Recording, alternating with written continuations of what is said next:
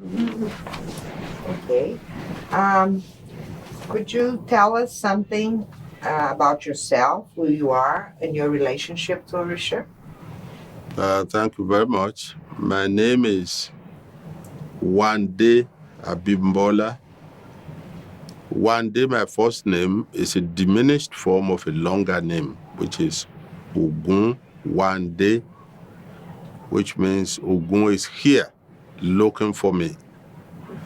I was born into a family of Ogun, Ifa, and Shango in the ancient city of Oyo, the home of Shango, about 73 years ago.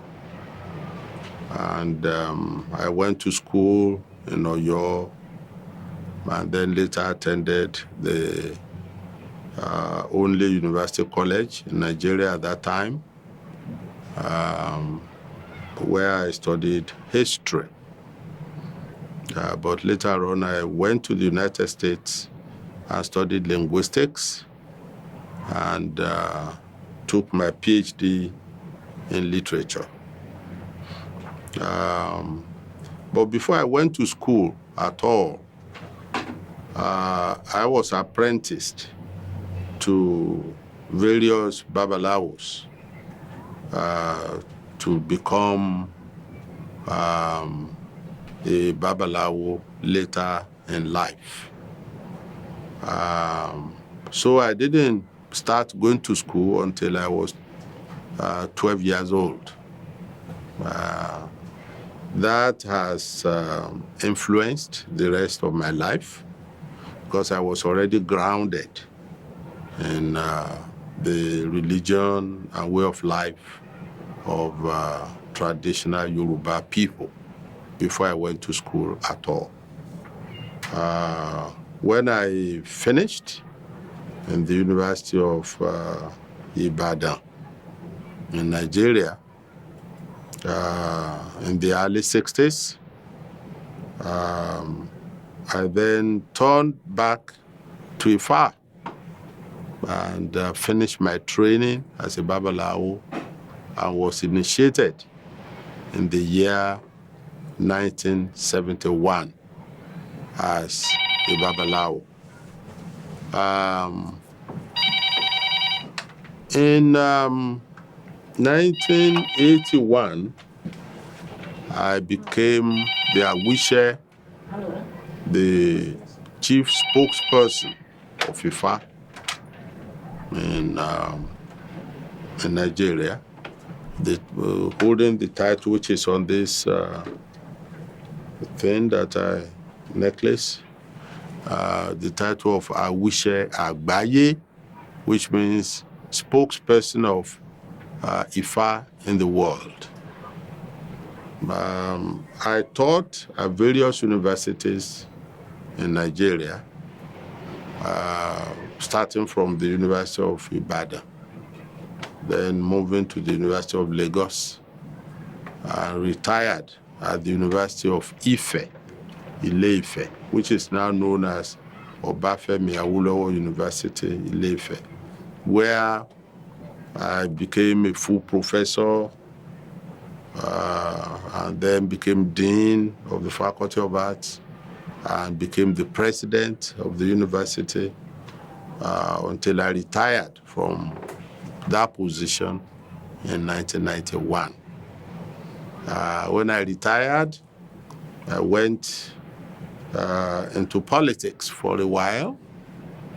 Was elected into the Senate of the Federal Republic of Nigeria and elected by my colleagues as the Senate Majority Leader. But when the military struck again in 1993, I decided to leave Nigeria, and then I went to the United States and became a teacher at Harvard. So I taught at Harvard And then I also taught at Boston University. I retired from Boston University again about 2 years ago. And that was when the current president of Nigeria made me one of his advisors, from which position I resigned again about 2 weeks ago. So I'm now on my own, I'm a free man. Fala com ele que, estava relendo ontem um livro dele, a história do Congresso de Orixá, e esse projeto, a Candomblé, ele nasce da percepção do movimento de globalização do Candomblé a partir das primeiras experiências de viagens do Pierre Verger, que mais tarde vão ser retomadas por Didi, mestre Didi, com o encontro dele em Nova York, e depois, na sequência, isso vem a se tornar o Congresso dos Orixás. Então, o nosso tema, de certa forma, hoje, é encabeçado por ele, através dessa militância que ele está fazendo em torno do Congresso. Fazendo esse preâmbulo, ele, estando nesse processo de liderança, como ele vê, então, aí entra na 6, qual a visão do culto dele diante da cada vez maior disseminação do... Tem de citar essas pessoas. Não, você fala que a partir dos anos 50, no Brasil, pontes foram sendo travadas com a África, né?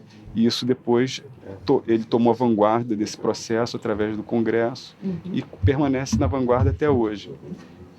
Como é que ele vê hoje essa disseminação tão grande a partir de todas essas iniciativas que vieram de antes e que ele retomou e continuou?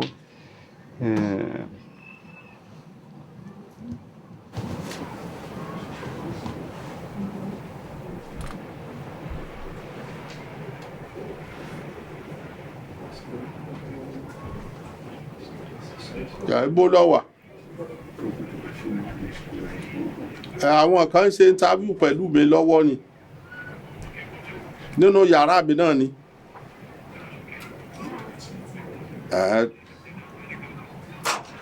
Okay. Tẹ́ bá ti dé ẹ̀rọ kànlẹ̀kùn softly wọ́n bá ń ṣí. If caller knocks on the door softly, open for him. But it's not there now. I'm sorry, go ahead.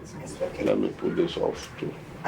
As you know, there has been tentative bridges between the diaspora and Yoruba land before you took over the conference, and so there was already an interest at that time. From the moment you take on the conference, you've been on as head of this bridging process. So what is your vision at this moment of the Orisha worship is spreading throughout the world in different areas? In communicating. In communicating, and the communication has become a much more closed process. Well, my vision is that our religion will very soon become recognized as a world religion that it is, and a very unique world religion in the sense that it is a religion which, as you have mentioned, is providing a very good and viable bridge between cultures. In this religion today, we have many white folks, many Afro-Brazilians, Afro-Cubans, many black people from Africa. There are many Europeans in the religion already. There are people in the Far East, from people who are in this religion call me from Japan, from Korea, from China. It's a world religion. One of the reasons why it has not taken its rightful place as a world religion is because we ourselves have not done our homework enough. We need to put in place institutions in Africa and elsewhere where people can come to study the religion. We need to write more and get our works, our thoughts translated into many more languages of the world, like Portuguese and Spanish and all other languages as well. So there's a lot that we need to do on our own side. Of course, another problem has always been the prejudices of the Christian and Islamic community in the world, which I believe is something that can be overcome when we ourselves are doing what we ought to have been doing a long time ago. This is a world religion, and what is even more important, it is a religion that truly, truly is not founded on any prejudice. We are not trying to conquer any people. We don't have the point of view that says our own religion is the best or is superior to anybody's religion or way of life. We do not preach this religion overtly. We do not seek to convert anybody into our own way of life. If people hear about us, they want to become part of us, we can lead them through. But we think it's a disrespect for anybody to make it his business to go about trying to convert other people to their own way of life. We don't do that because we have respect for all religions. We do not know of any religions that are bad. All the holy books of the Quran, the Bible, the Rig Veda, all the holy books of all the religions of the world talk about the same thing. They want human beings to be good and loving to their fellow men and women.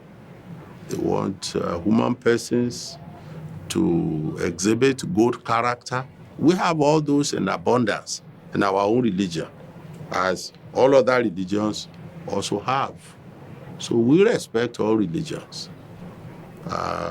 And it is true that they don't respect us, but we love them nevertheless.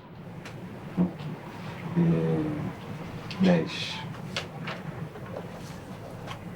What is that unites and what is that separates these traditions of Orisha worship throughout the world, specifically between Africa and diaspora? But you see, the point is that this being a worldwide religion, and a religion not based on a book that is written down. A lot of the religion is based on oral communication. There are differences, and especially because the people who brought the religion to the Americas are Africans who were enslaved and forcibly transported to the Americas.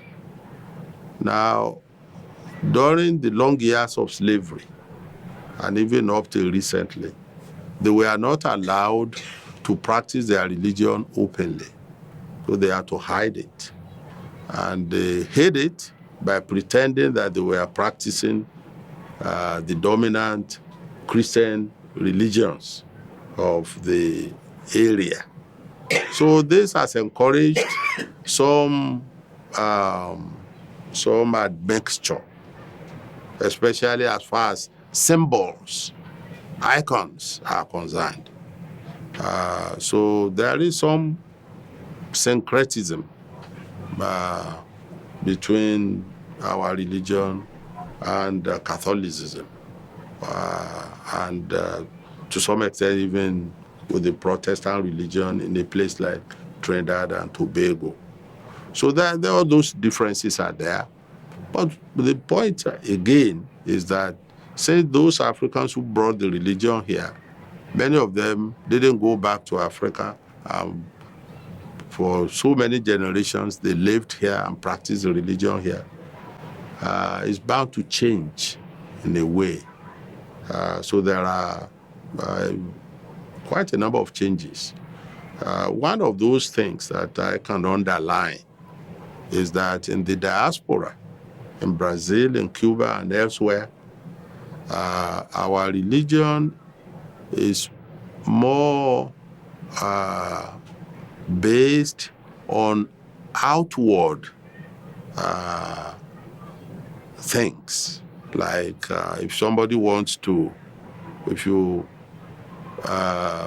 initiate somebody as a Babalawo or as a priest or priestess of Ogun or Shango, they would decorate a throne. That person will wear dress like if he was the emperor, sit on the people, the glittering things surrounding him or her. They think that's so important. In Africa, it's much more simpler. It's very, very simple. I can understand why that has to be so here, because it's something that probably helped our enslaved Africans to have some kind of visibility in the environment in which they are not ordinarily functioning as a leader or people are recognized as important. So that really makes them feel, they feel that makes them welcome or shows that they are important. That is not needed in Africa. And therefore, the religion is not that ostentatious in Africa. The religion is more based on literature. Because you see, since the language of the Yoruba people, which is the most important language of the Orishas, that language is still very much alive in Africa. It has not been affected so adversely by slavery and colonialism. So we take pride in the literary aspect of the religion, which the people in the diaspora also tried to do when they turned the chants of the Orishas into some kind of ritual language, which they too have preserved. This just concluded 9th Congress of ours. I emphasized the fact that we need now to pay more attention to literature and to the Yoruba language, both in Africa and in the African diaspora. Então, seguindo essa questão, ele diz no livro dele, Found Emenda ao Broken World, que no Brasil a ausência da língua trouxe uma ênfase muito maior na ritualística e nas coisas práticas da religião, no aspecto mais prático. Eu podia pedir para ele falar um pouco mais sobre isso, mas assim, especificamente no que isso causa para a religião na diáspora, em termos de consequências negativas e positivas. As you said in your book, If I Will Mend the Broken World, that the lack of the lack of knowledge of Yoruba as a colloquial language in the diaspora, specifically in Brazil, has made us turn to more practical things. Yes. Could you perhaps talk a little bit about this and what are the negative and the positive aspects of that?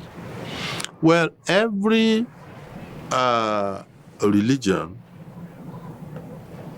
has a holy book, and it doesn't matter whether that holy book is written or unwritten. In the case or cases of the religions which have holy books, in most cases they need to bring it alive by oral communication, chanting, singing,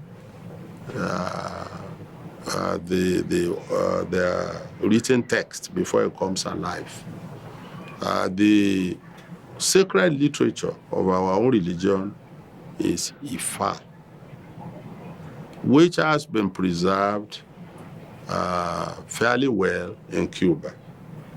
But as generations of Cubans come and go, today, knowledge of that literature in the Yoruba language has diminished a great deal, and which is a very big problem.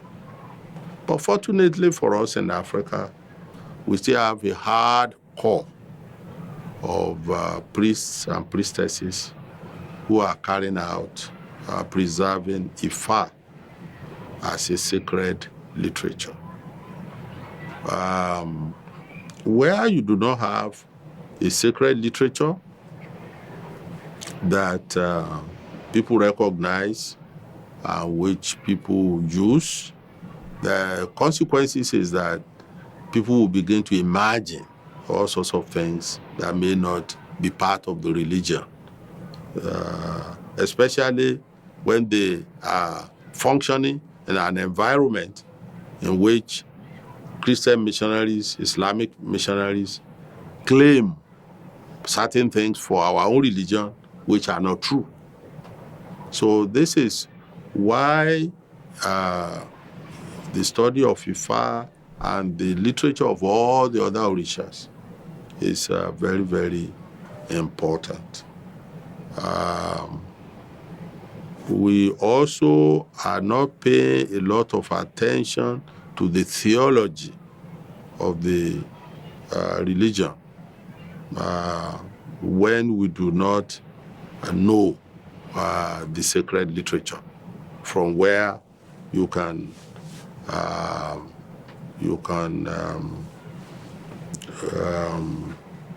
from where you can find what you can piece together as a theology. Can you imagine Christendom or Christianity without the Bible, or the Islamic religion without the Quran?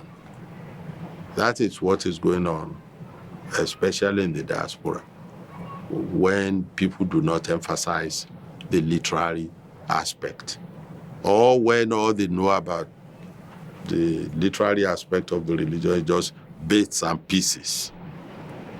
Most of the songs that are preserved for the Orisha, all the Orishas in the diaspora are short songs, 2 lines, 4 lines.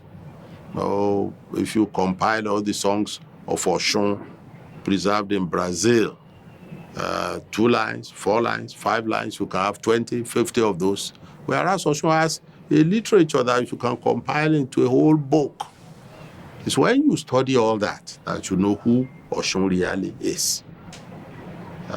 So we all need to pay more attention to the literary aspect. Então, seguindo esse raciocínio, o livro dele diz Ifa will mend our broken world. Nesse caso que a gente está discutindo de globalização, eu acho que ele deve estar pensando que, supondo que Ifa will mend our broken religion, né? Como é que isso poderia se dar especificamente na diáspora? já que nos Estados Unidos não existe nada, né? Então é muito mais fácil trazer uma coisa pronta da matriz. Quer dizer, como é que isso efetivamente poderia ser feito aqui em termos práticos, né, a partir de agora?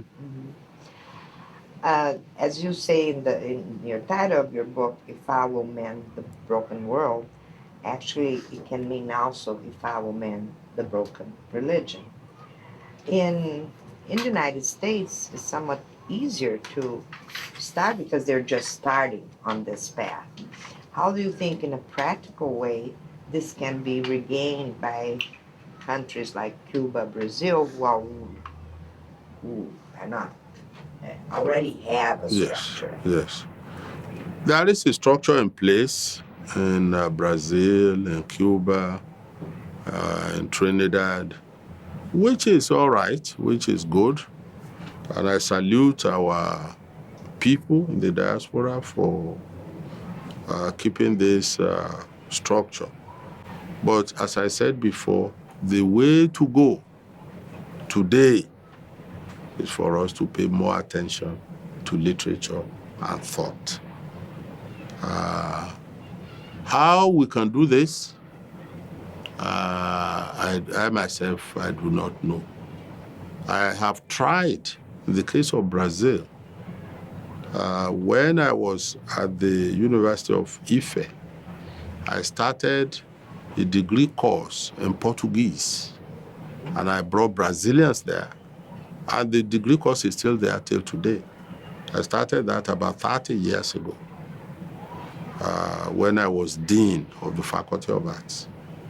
And the intention was that the Brazilians will also start a course in the Yoruba language. I came here and signed bilateral agreements with our University of Ile Ife in Nigeria and Brazilian universities like Federal University of Bahia, University of Brasilia, Federal University in São Paulo, University of Bauru, and other places. I signed agreements with them. Our own students came here to study Portuguese for 1 year abroad before they complete the 5-year course in Portuguese. And the idea was that all these universities will also start something in Yoruba, send Brazilians to Africa so they can also study the Yoruba and come back to teach Brazilian people here. But nobody has followed suit. I went to Cuba, where I started a course in Spanish at Obafemi Awolowo University in Ile Ife, and which is still there. And I said I wouldn't go anywhere else for Spanish and Portuguese. For Spanish, I go to Cuba. For Portuguese, I go only to Brazil. I wouldn't go to Portugal or Spain. But you also, it's a bilateral agreement. You also start the teaching of Yoruba in Havana. They haven't done it till today. The neglect of the study of the Yoruba language in the diaspora is the death of this way of life, if we do not pay attention to it. Up till now, there is no really agreed orthography of how to write the Yoruba language, either in Cuba or in Brazil, with the result that some people write words the way they want. So I think this is a big problem that we need to address. And the government here in Brazil and in Cuba need to come to our rescue. And the leaders of African religions in Brazil and in Cuba need to demand that African languages like Yoruba, like Kikongo be taught, not in the evening alone to those who are interested, but should be taught in school. How can you have so many African peoples here and no African languages taught? It's not right. Once we begin to do that, the situation with greater understanding of the religion and culture will change. And we have done our own little bit to keep alive. The number of Nigerians who have obtained degrees in Portuguese, and there are hundreds, since I started that program 30 years ago. But there's not one Brazilian who has even a degree in the Yoruba language here. And there was an effort in the 1960s to do this. And Lashe Bikan of late memory was brought here, and he was here for almost 10 years. And he taught people, even though it was an evening course, or not a course that was in any structured, like university degree course. He taught many people here. And then when he left, they appealed to us to send somebody else. We sent Yai, who was a colleague of mine in Ile Ife. He's a Yoruba man from Benin Republic, and he was here for 2 years. Since then, there has not been much of a follow-up until about 2 years ago when Felix came to Salvador. But all these courses are not courses that are part and parcel of the regular courses of any university or of any school. So I think there is this neglect of African languages in the diaspora, which we need to change. Explica para ele que eu li no livro dele também que ele começou a agir mais fortemente nos Estados Unidos após a percepção de que a entrada dos babalaos cubanos nos Estados Unidos estava trazendo uma série de distorções para uma religião que estava nascendo ali naquele momento, no primeiro mundo, né? E a gente sabe que agora, particularmente no Rio de Janeiro, vários babalaos de Cuba estão ocupando esse espaço quase que de uma forma espontânea, né, de lacuna da tradição de Ifá no Brasil, que tem a ver com o que ele está falando até agora. Né? Então, eu gostaria que ele dissesse como ele vê, se ele sabe desse movimento dos cubanos para o Brasil e como é que ele vê esse movimento efetivamente. He was reading in your book that one of the reasons the Ifa people from Nigeria paid attention to what was happening in the United States was that all of a sudden there were a lot of Cuban Ifa taught and disseminated in the United States. And there was a need to, since the United States is the country that had no tradition on this, there was a need to bring the African Ifa to correct a lot of distortion that was spreading quickly. And if you know that, especially here in Rio, that the Cuban has also brought Ifa to Rio, and this is happening here too in a spontaneous way. And what could be done to como é que ele vê isso, se ele vê da mesma forma como aconteceu nos Estados Unidos, se há muitas distorções, se ele vê alguma coisa de positivo.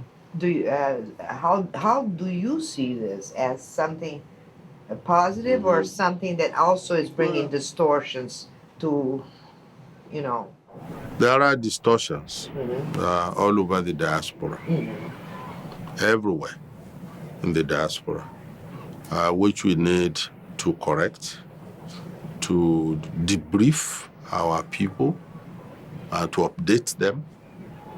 But as I said before, part of the problem is our own lack of preparedness to establish seminaries, institutes in Africa to train people who will be like missionaries in quote, to come here. When we train Nigerians there who are Babalawos, full-fledged Babalawos, who have studied Ifa for 20, 25 years. In Africa, if you start learning Ifa as a child, it will take you about 20 or 25 years. We train such people and we teach them also Portuguese. We teach them Spanish. If they don't know English before, we teach them English and then they come here. Communities here will ask for them. They will call me and say, Baba, do you have somebody who knows Ifa very well? There is a community in Pernambuco or in Bauru or Maranhão. They are looking for a Babalawo. Then I will send the Babalawo to them. Until we do that, all these distortions, all this lack of seriousness in the diaspora, all this arrogance of some empty people who know nothing, but who think that the little bit they know, they are on top of the world. It's not going to end. We have to get serious, first of all, on the other side of the Atlantic. A gente sabe que no Congresso ele tomou uma decisão nesse Congresso de institucionalizar o Congresso, né? E eu estou entendendo que esse objetivo que ele está levantando agora provavelmente seria produzido a partir do Congresso. Como é que ele está pensando efetivamente em construir isso na diáspora? Né? Que instituições seriam criadas, elas seriam ligadas ao Congresso? Como é que ele pensa isso em termos práticos? He understood from at the end of the conference that you are planning to make the conference an institution. Yes. And so how do you feel that this institution, together with what you said before, will be able to fulfill this roles? Yes. And specifically in the diaspora. What I said at the Congress was that in Africa and in my home in Atlanta, because I moved from Boston to Atlanta about 2 years ago, I'm going to put in place schools where people can come to study the religion. And I will organize such schools in a way that it will be made easy for everybody. If you can afford 2 weeks every 6 months, it's enough. It will be so intense that by the time you've done that 4, 5, 6, 7 years, your knowledge would have been updated enough. And then in Africa, we'll have regular schools that you can attend. You can send your child to main Africa, and then we'll bring them up. You could be there for 5 years, 10 years. And then by the time he or she comes back, he or she would be well immersed in the knowledge of this religion. Como ele vê o papel da mídia nesse processo que está acontecendo tanto espontaneamente, como num processo que pode ser induzido por uma iniciativa como a do Congresso, né? Especificamente com mais presença à internet? How do you see the media in general within this process that is happening spontaneously of globalization as a process that is not so spontaneous as you are planning to do. How do you see the media, specifically the internet, on it? Yeah, the internet will be of help, I believe. Say, for example, I'm just about to finish construction of my own website. And as from January, there will be a journal entitled Àwísẹ Àgbàyé Speaks.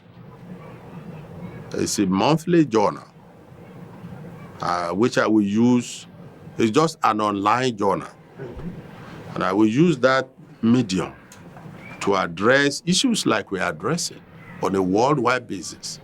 That journal will be available in Portuguese, will be available in Spanish, French, Dutch, English, and Yoruba.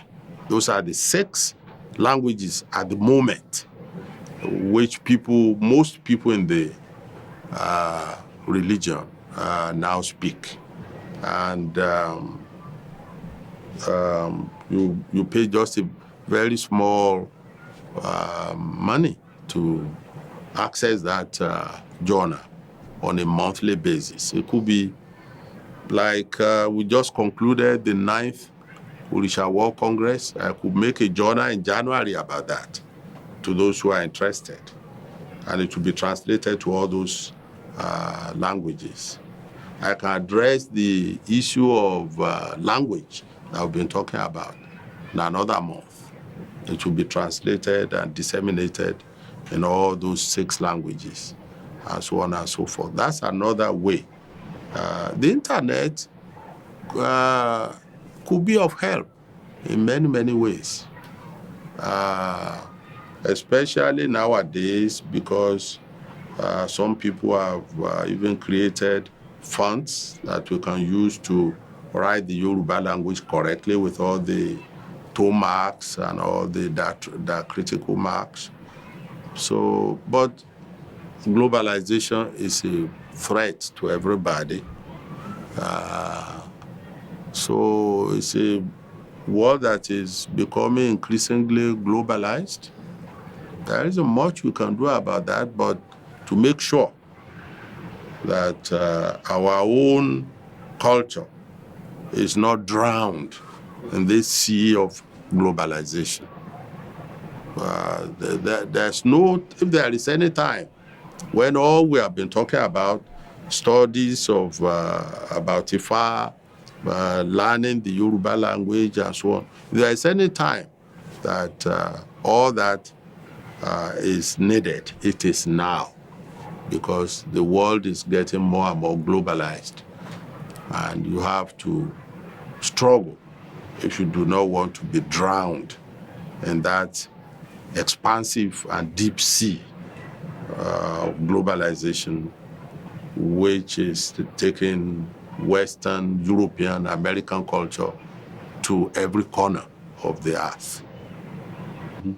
Ele vem de uma cultura oral, Ifá é baseado numa cultura oral, e tudo isso que ele está falando está se direcionando para pessoas que vivem numa cultura escrita, uma tradição escrita.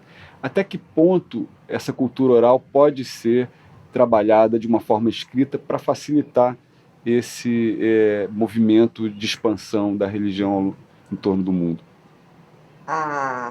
We come from an oral culture, but more and more you are dealing with people that live in written cultures. How do you think this bridging between oral and written can be done so it becomes easier for them? It's a struggle. It's a struggle, a continuous struggle.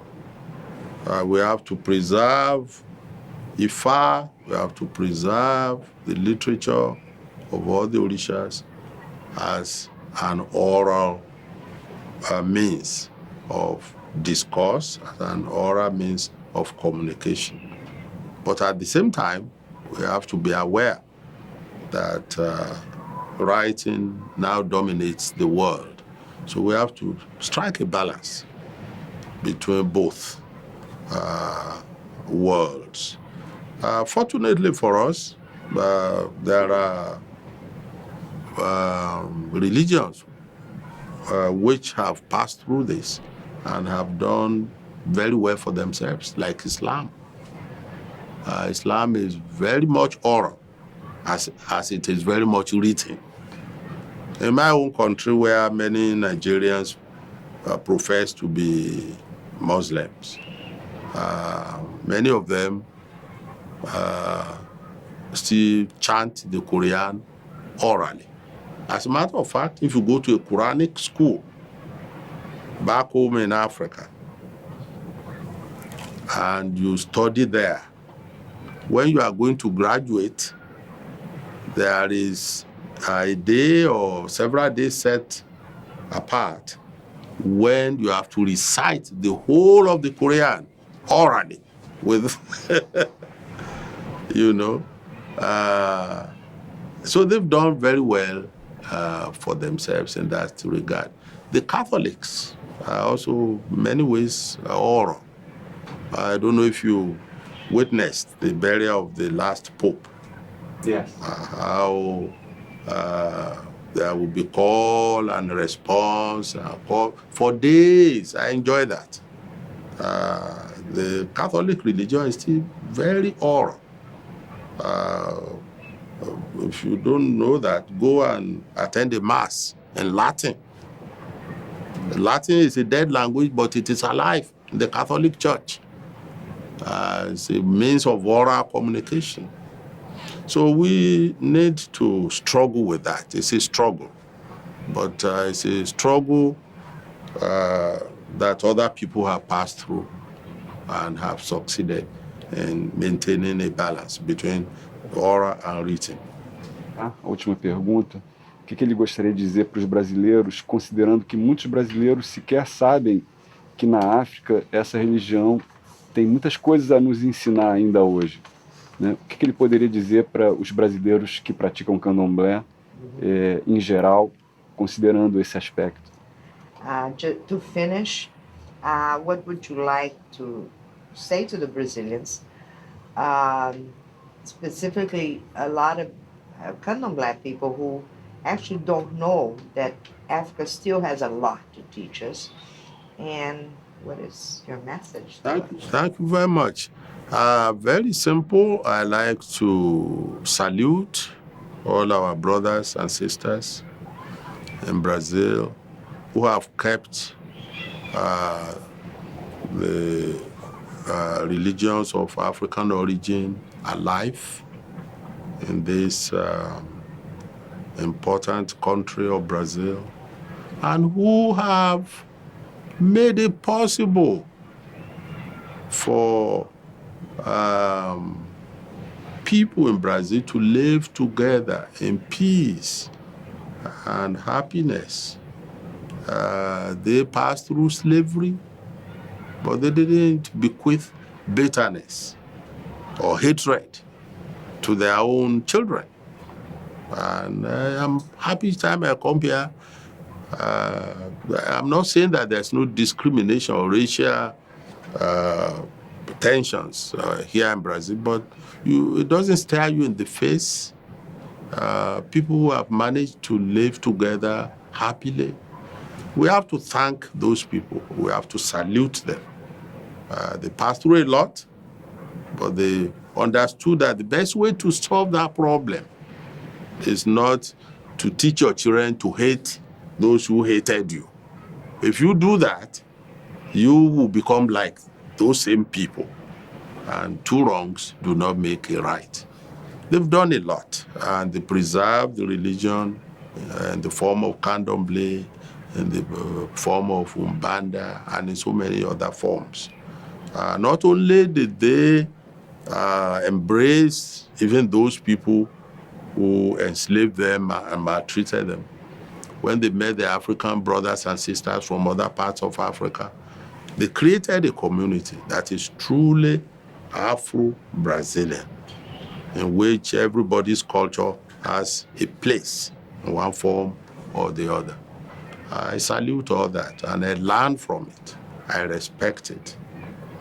What I like to say beyond that is that they should, everybody should remember that the religions we are talking about are religions of Africa.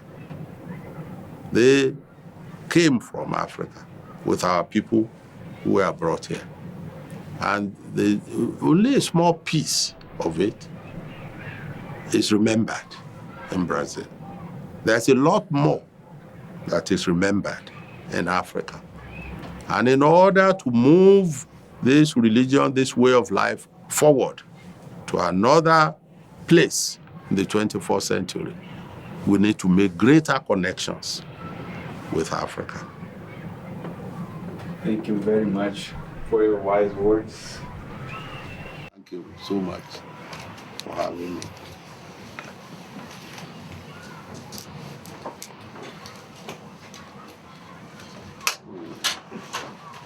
So what are you going to do with this?